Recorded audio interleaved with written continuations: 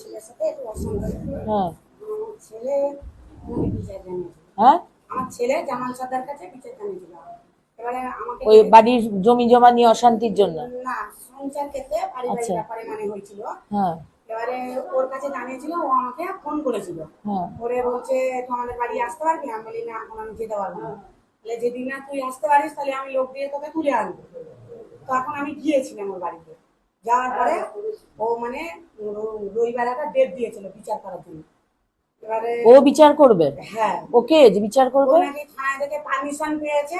হ্যাঁ ওই কারণে ও সবাইকে মানে করে বিচার টিচার করে, মানে ভয় টয় দেখিয়ে তুলে নিয়ে যায় বাড়ির বউদের। ওকে থানা পারমিশন দিয়েছে হ্যাঁ, বিচার করার? বড়বাবু নাকি ওকে পারমিশন দিয়েছে। ও কি জজ সাহেব? তা বলতে পারবো না, উনি নিয়ে গেছিল, বললো আমার থানার বড়বাবু পারমিশন দিয়েছে। হ্যাঁ, আমার কাছে কিছু রেকর্ডিং আছে যে ওরকম ভাবে ওর কথা আছে এতে রেকর্ডিং। বললো ওই হিসেবে মানে ও প্রতিটা বউদের ওরকম তুলে নিয়ে বাড়ি টর্চার করে, মারধর করে। আরো একটা বউ অল্প বয়সের নিয়ে তাকে এইগুলো সব মেরেছে, কাল ছিটে দাগ পড়ে গেছে। আমাকে উল্টো পাল্টা মেরেছে, মাথায় মাথায় সব এইগুলো মেরেছে। আমি মেডিকেল করেছিলাম। তোমাকে কি শেকল দিয়ে বেঁধে রেখেছিল? তাই আমাকে শেকল দিয়ে তালা মেরে দিয়েছিল। আচ্ছা ওর বাড়িতে সব এরকম শেকলের ঘাট করা আছে। আচ্ছা সিসি ক্যামেরাও আছে। সিসি ক্যামেরা সার্চ করলে পাওয়া যাবে। হ্যাঁ আমাকে এত আরে মারধর করছে, মানে আমার স্বামী ধৈর্য ধরতে পারছে না। এবারে স্বামী কথা বলতে যাচ্ছে, স্বামীকে ওর বাড়ি ঝাড়দের পুষে রেখেছে, ওসব গুন্ডামস্তান সব চোর টোর এইসব পুষে রেখেছে, তারা আমার স্বামীকে মারধর করছে।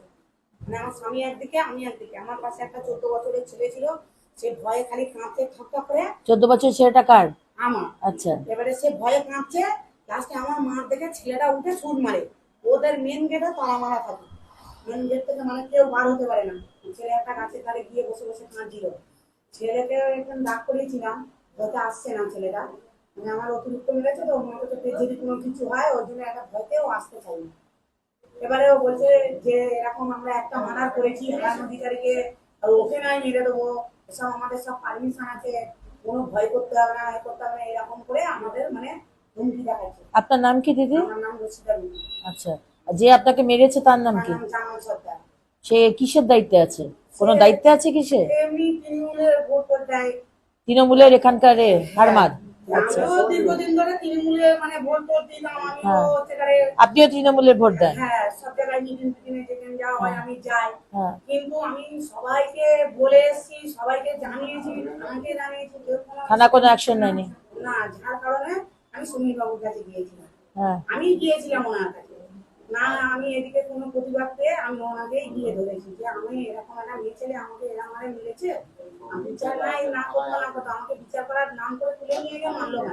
আচ্ছা এই কারণে আমি ওনাকে গিয়ে বলেছিলাম। সেই কারণে আমি প্রতিবাদ চাই, যাতে ও কেন মেয়েদেরকে তুলে নিয়ে মারে, আর সবসময় বলছে থানা পারমিশন দিয়েছে, থানার বড়বাবু আমাকে বলেছে, এইগুলো আমাদেরকে বলে। এই যেন প্রতিবাদটা যেন আমরা।